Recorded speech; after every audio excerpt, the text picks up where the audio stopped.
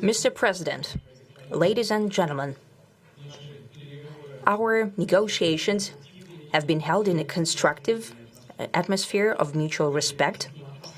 We have very thorough negotiations that were quite useful. I would like to thank once again my American counterpart for the proposal to travel out here to Alaska.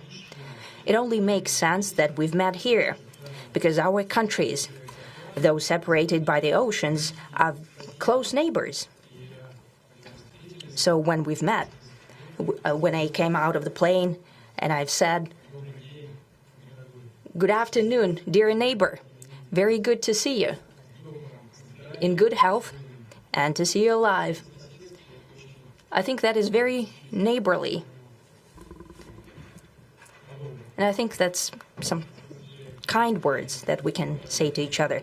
We're separated by the Strait of Bering, though there are 2 islands only between the Russian island and the U.S. island. They're only 4 kilometers apart. We're close neighbors, and it's a fact. It's also important that Alaska has to do with our common heritage, common history between Russia and the U.S., and many positive events have to do with that territory. Still, there is tremendous cultural heritage back from the Russian America. For example, Orthodox churches and a lot of more than 700 geographical names of Russian origin. During the Second World War, it was here in Alaska that was the origin of the legendary air bridge for the supply of military aircraft and other equipment under the Lend-Lease program. It was a dangerous and treacherous route over the vast emptiness of ice. However, the pilots of both countries did everything to bring closer the victory. They risked their lives and they gave it all for the common victory. I was just in the city of Magadan in Russia, and there is a memorial there dedicated to the Russian and the U.S. pilots. And there are 2 flags, the U.S. flag and the Russian flag. And I know that here as well there is such a memorial. There is a military burial place several kilometers away from here. The Soviet pilots are buried there who died during that dangerous mission. We're thankful to the citizens and the government of the U.S. for carefully taking care of their memory. I think that's very worthy and noble.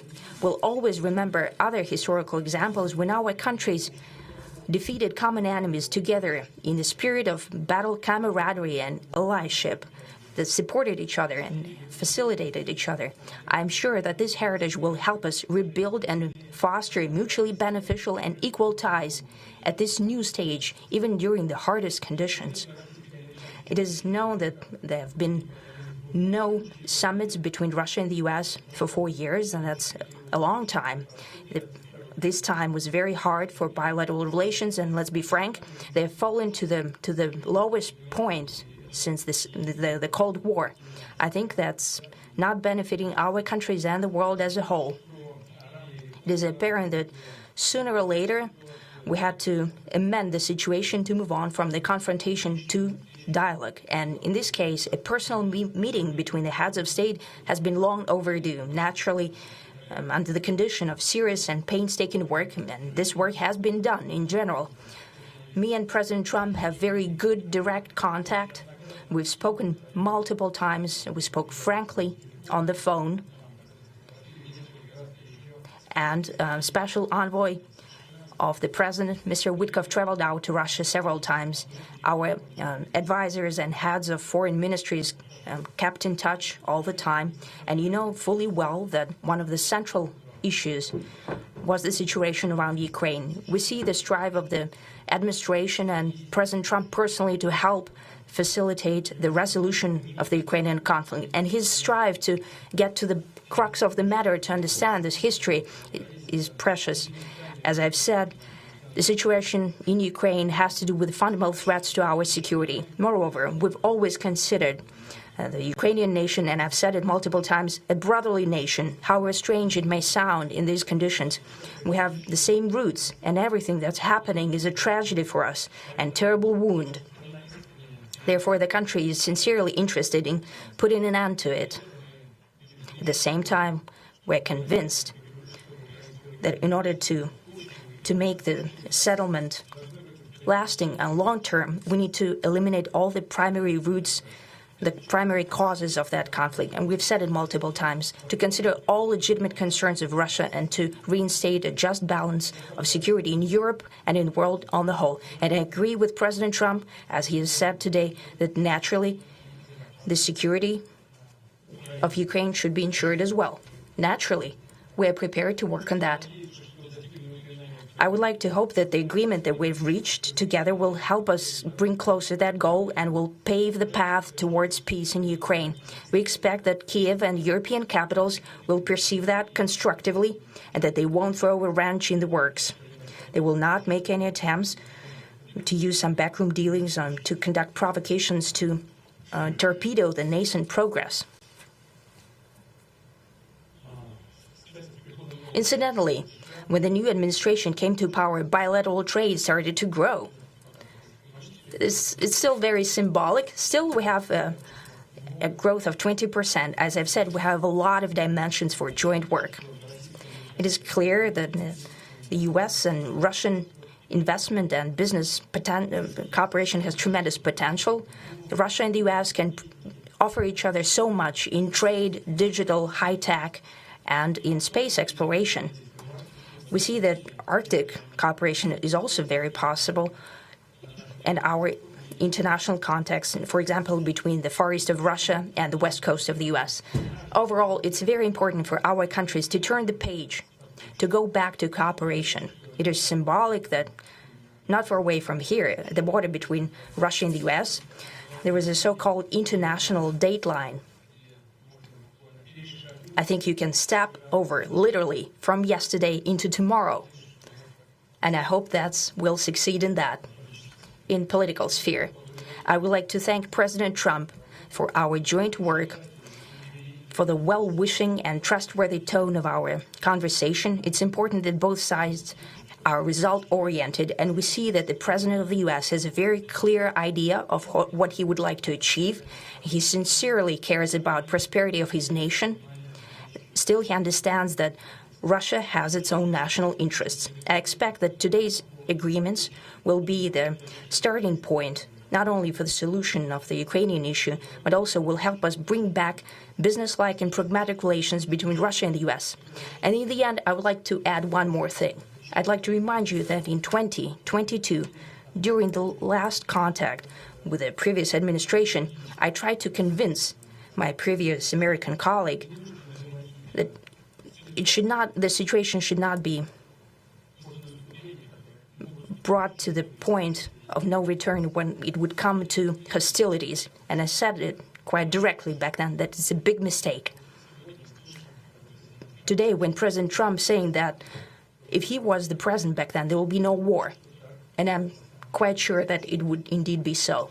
I can confirm that. I think that overall, me and President Trump have built a very good, business-like and trustworthy contact.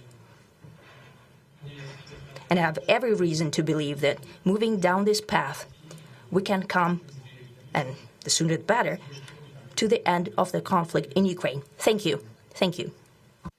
Well, thank you very much, Mr. President. That was very profound. And I will say that I believe we had a very productive meeting. There were many, many points that we agreed on, most of them, I would say, a couple of big ones that we haven't quite gotten there, but we've made some headway.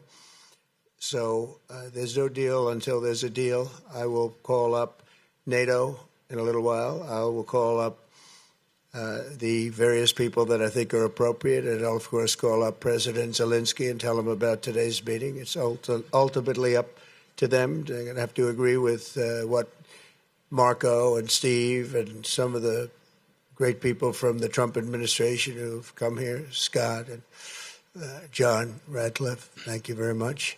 But we have some of our really great leaders. They've been doing a phenomenal job.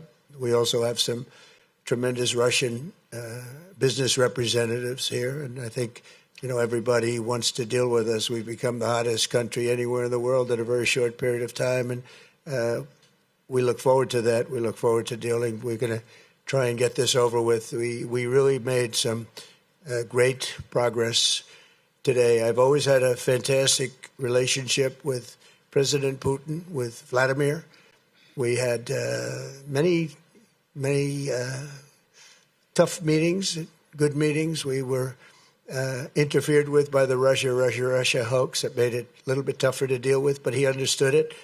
I think he's probably seen things like that during the course of his career. He's seen it all, but we had to put up with the Russia hoax. He knew it was a hoax, and I knew it was a hoax, but what was done was very criminal. But it made it harder for us to deal as a country in terms of the business and all of the things that we'd like to have dealt with. But we'll have a good chance when this is over.